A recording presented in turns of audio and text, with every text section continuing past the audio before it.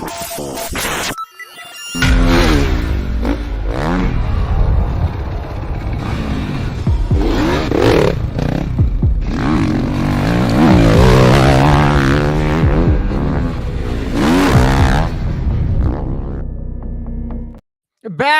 and I sure hope I have sound now, because this was I said it in my video when it came to the track analysis that, hey, we were going to see a one-line track, and we pretty much saw a fairly one-line track. However, guess what happened? We have Cooper Webb and Eli Tomac getting fried. Not freezed, they got fried. Cooper Webb and Eli Tomac got fried by the one and only Jason Anderson, who had an incredibly hot start to the season and ended up kind of only deflating midway through there. But he is back and he is ready to go. And let's just jump into what really happened, because I know I was arguing with the people that were staying at my house that, hey, it was actually Cooper Webb that just kind of bounced into Jason. But no, Jason comes over on the left of Cooper Webb, and he's the bigger rider. He's the taller rider. He's the heavier rider. He pinches him off. And here, really, Cooper Webb had nowhere to go because his bike is relatively still in the air. So he can't do anything about it. Here, checking the comments real quick. Okay, we're all good now. We have sound. Freaking A, we've got effing sound. I am incredibly impressed with Jason Anderson by being able to come through the pack and getting around Eli Tomac and also Cooper Webb. But this was just detrimental to Cooper Webb's try to come back to being a champion, because it's harder than ever for him right now to get around the likes of Jason or Jet Lawrence, because, dude, that guy is just unbelievable. You've got beast mode with Tomac.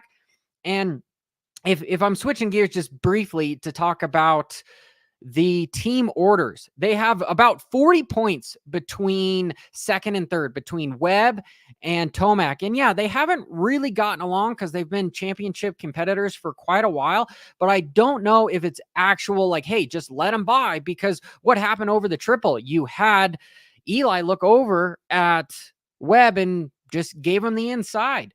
And that's not somebody that won the heat race that has good qualifying times, but he knows that he's not in the hunt. He's 2 races behind to win the series. And so for Star Yamaha, there's a better chance for Webb to win. And I hate to say that, like, team orders never freaking happen, but they absolutely happen. But in this case, I think it comes more out of mutual respect for Cooper Webb rather than just sheer, hey, this is what your boss says you have to do.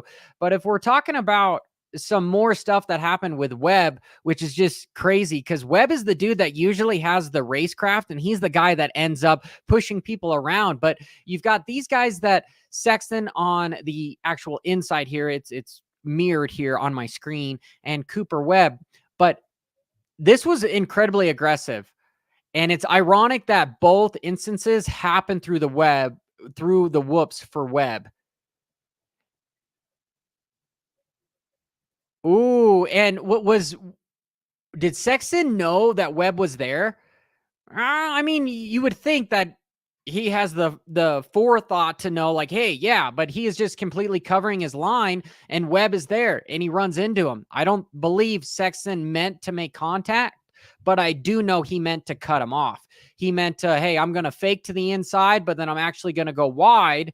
And this fluttered Webb, I am sure. And it's again, ironic that through the whoops on the last lap, he ends up going down and gets off the podium, which makes it for, again, you're talking about a 6-figure bonus for Jason Anderson. And guess who doesn't get it? You've got the guy that's number 2 in the championship. So, man, those 9 whoops is a huge issue. And this just kind of ruined his championship hunt. Now we're going to see Denver and potentially Utah not be as exciting because the points aren't as close, which is unfortunate, but it happens every race. I know I talked about it in my podcast earlier that, hey, there needs to be less races to keep the intensity up because these guys are injured, they're tired and whatnot. But I really believe that we had Sexton throw down, and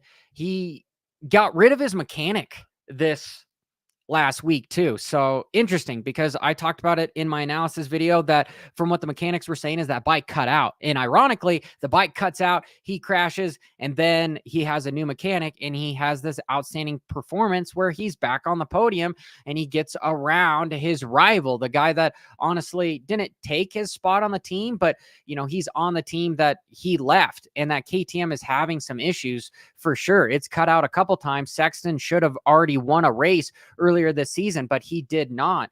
And really the story here is, I don't want to say the downfall of Webb, but the downfall of his chances because of what Jason Anderson did to him. And he went third last weekend and now a fourth this weekend. When you got some dude go 1-1, the points are pretty much gone. Jet has to ruin it for himself. He has to take himself out, which could absolutely happen, because what happened last year, right around the Denver, we had Tomac with his Achilles tendon tear. So yeah, anything is freaking possible. I do want to take just a small brief time to thank our sponsor, Pat, over at Precision Transport. These guys are a freight company that if you have a dry load or you need a refrigerator, a refrigerated load, meaning like it needs to be cooled, they will do it across the country. They support a lot of guys as far as from motocross to off-road racing to GNCC to Supercross to motocross. So make sure you give them a call at 877-827-0618. Precision Transport. These guys help out quite a bit. But here, let's look a little bit about the freaking craziness for Swole. This line was exceptional, and I'm going to talk more about it in this week's videos here. But man, this was a stupid move from a guy that is going to get the podium for Triumph. Yes, they have done it in MotoGP, but they have yet to do it in America.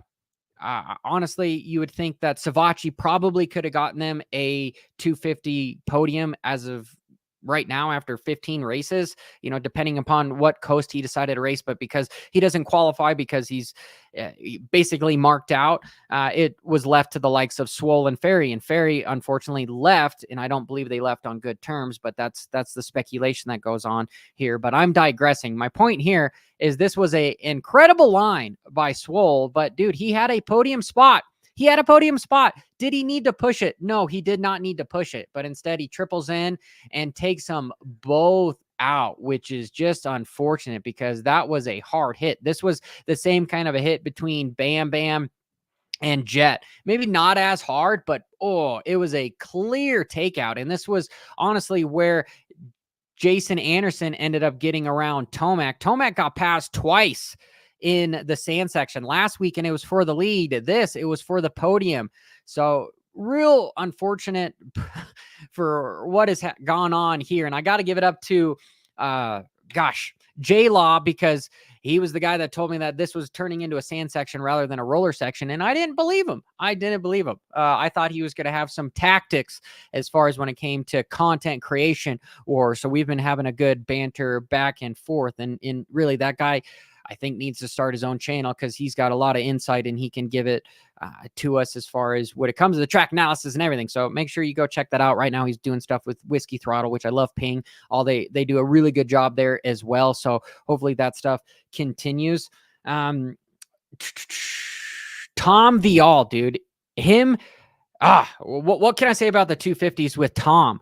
I still believe, yes, this is my speculation. I want to know in the comments down below why Tom is doing so good here in America. And I believe it's that 9-whoop rule. This is a dude that knows how to ride in the sand. He knows how to ebb and flow with the motorcycle. He reminds me a lot of Kevin Windham, but the thing that was missing in his toolbox was being able to haul butt through the whoops. It's the same reason why I believe Malcolm Stewart isn't doing as well this year, is because you don't have these gnarly whoops to separate guys. And Tom freaking went through all three of the Star Yamaha boys, which, if we're talking about team orders, I was interesting to hear both Stewart and Carmichael basically say that Deegan, he's out for blood. He's potentially going to take out Tom because he has to win the championship. And I've never heard that kind of stuff on the broadcast before, but because we insert Deegan into this as far as the Metal Militia and his dad, and people love Deegan or they hate Deegan, but he's good for the sport. So they're riding a narrative here that Deegan is ready to do anything to win, but we've also seen him have some warnings by taking some riders out. I mean, he put Cody Schock into the bleachers when he had a broken collarbone for like 8th place. So why wouldn't he take out Tom Vialle for a 250 championship? I mean, he's already the Super Motocross championship, and there's been massive amounts of rumors of Deegan pretty much skipping the learning curve in the 250 class and going straight to the 450s, whether that's going to be a Ducati or a Triumph or on the Star Yamaha for 2025, and just start owning everybody here. I really think that all that is false, because the kid has some growing up to do as far as just, growing pains learning in the 250 class. It would almost be, I wouldn't say career suicide, but it would step him back a bit if he just ended up on a 450 way too soon. But I've been wrong before. I didn't think Deegan was going to be as fast and a up in front runner. I did say from ever since he turned pro that he was going to win some races, but the championships were going to be hard. And he's totally made me shut my mouth on that end from all the drama that happened at Loretta Lynn. So it may possibly happen. But as far as the whole narrative that he's going to take people out on the live broadcast, I was like, well, okay, I guess if we're rutted with this, sure, let's do some WWE action and let's just roll with it. However, my point is that Tom Vialle went through Bennick, he went through Romano, he went through Deegan. He was able to get around all of the Star Yamaha guys, and they didn't take him out. And Tom was very aggressive, and that shows me how confident this 23-year-old is, and he's pretty much got it locked in. So we're going to see Tom Vialle win the championship, and we're going to see Jet unless something crazy happens. But there could be some big stuff happening at Utah, because that's the next time we're going to see these 250 guys here. And we saw that the LCQ was actually in the Spanish broadcast. And I don't want to make jokes, as sometimes I would rather listen to the Spanish broadcasters because they're incredibly exciting. They're definitely going and playing that out here. Gosh, it's really all I can say is an overview that you have Jason Anderson freaking getting Cooper Webb and Eli Tomac fried, which is freaking believable. I thought Webb was going to do better than a 4th. Yeah, and I honestly thought Tomac was going to win the race after a good start and after his heat race, but that didn't happen. He ended up going backwards, and his race got ruined when he let Cooper Webb by. Do I think he let him by out of respect? I do. Not as far as a paycheck going, hey, you have to do this, because we're talking about essentially the GOAT of Supercross, man. Right now, the winningest rider in the series. So it shows that Eli is a very mature mofo, that he can put stuff aside and go, all right, you've got a better chance of beating Jet. Let's do this. And there's lots of rumors about, hey, is he going to raise Lommel? Is he going to do some MXGPs? I don't believe he's going to do any MXGPs, because you're going to go on a Star Yamaha bike that is a factory production motorcycle to go race against some works bikes. Yeah, it's going to cost lots of money to bring that over there. I really think he's probably going to race the motocross stuff, and we're going to see a good dynamic between Jet and Eli Tomac just facing it out. And then for the Super Motocross Championship, that's really where I think Tomac plans are, because I do believe he's healthy. I do believe that beast mode is here, but you have to beat the likes of Jet, which almost seems impossible at this point. But until next time, guys, keep it WFO.